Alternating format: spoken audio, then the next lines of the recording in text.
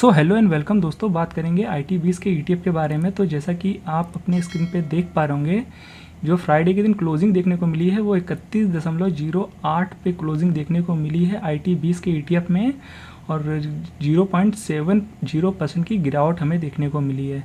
Friday के दिन लगभग सभी सेक्टर और इंडाइसेस जो थे वो लगभग गिरावट हमें शो करने को मिली है सभी सेक्टर्स में।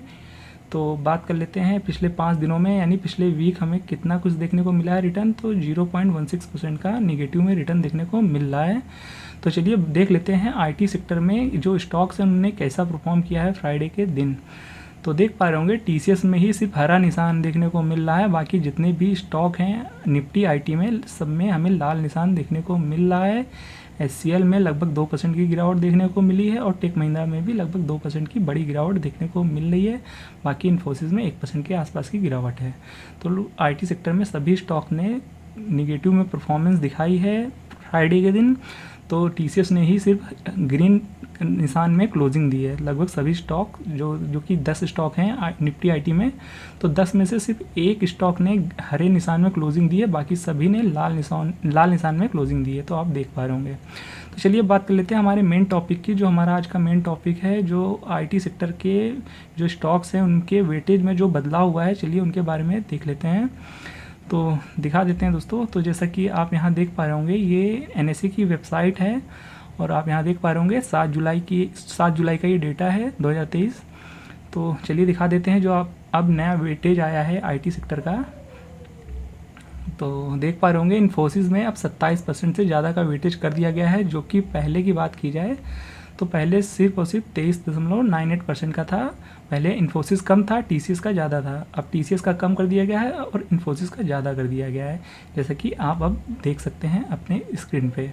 इन्फोसिस का 27.16%, TCS का 25.63% कर दिया गया। तो इन्फोसिस का अब इंक्रीज़ कर दिया गया है और TCS का घटा दिया गया है। इसकी मेन वजह शायद ये भी हो सकती है क्योंकि इन्फोसिस का जो स्टॉक है वो अगर आप उसे ऑल टाइम हाई से देखेंगे, जो कि लगभग हमें देखने को मिला था, अगर मैं आपको सही दिखा पा रहा हूँ तो लगभग जनवरी 2022 के आसपास देखने को मिला था। और वहाँ पे अगर वहाँ से गिरावट देखें तो लगभग इस स्टॉक में 31% की गिरावट है।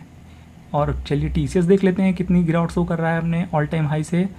तो अगर यहाँ TCS को देखेंगे तो लगभग 16% की ही गिरावट दिखा रहा है।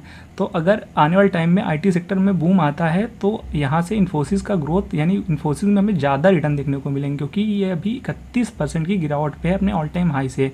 और यहाँ से जब ऑल टाइम हाई टच करेगा तो 31% से भी ज़्यादा के रिटर्न बना के देगा, जैसा कि आपको 35% से आसपास रिटर्न देखने को मिलेंगे अगर इस लेवल से अगर अपने ऑल टाइम हाई तक जाता है। वहीं TCS में सिर्फ 16% ही डाउन है, तो वहाँ पे आपको मे बी 20% तक की ही ग्रोथ देखने को मिल सकती है। इन केस आने वाले टाइम में IT सेक्टर में एक अच्छा तेज़ी आती है तो जो ग्रोथ के चांसेस है वो इन्फोसिस में ज़्यादा देखने को मिल रहे हैं। तो मे भी शायद यही वो रीज़न है जिस वजह से इन्फोसिस का यहाँ पे वेटेज बढ़ाया गया है और TCS का थोड़ा कम कर दिया गया है। टेक महिंद्रा में भी बढ़ा दिया गया है वेटेज, जो कि पहले आप यहाँ देख पा रहे होंगे टेक महिंद्रा में सिर्फ और सिर्फ 8.83% का था वेटेज, आप यहाँ चेक कर पा रहे होंगे। और बात की जाए विप्रो की, विप्रो में 9.75 का था। तो चलिए आप देख लेते हैं इसमें कितना कर दिया गया है। तो विप्रो में 9.15 कर दिया गया है, तो थोड़ा सा इसमें कम कर दिया गया है। बाकी HCL में भी थोड़ा सा बढ़ाया गया है, पहले 9.5 था, 9.52% कर दिया गया है। बाकी आप सभी स्टॉक्स का आपस में कंपेयर कर सकते हैं स्क्रीन पॉज करके, क्योंकि अगर हम एक एक के बारे में बात करेंगे तो वीडियो काफ़ी लंबा हो जाएगा, तो आप स्क्रीन पॉज करके कंपेयर कर सकते हैं। तो दोस्तों ये वो न्यूज़ थी जो हम आज आपको देना चाहते थे, क्योंकि IT सेक्टर के वेटेज में बदलाव हो चुका है और कई सारे ETFs या सेक्टर के जो वेटेज होते हैं वो जुलाई के महीने में बदलाव हुए हैं। हम धीरे धीरे आपको सभी के बारे में इन्फॉर्मेशन दे देंगे।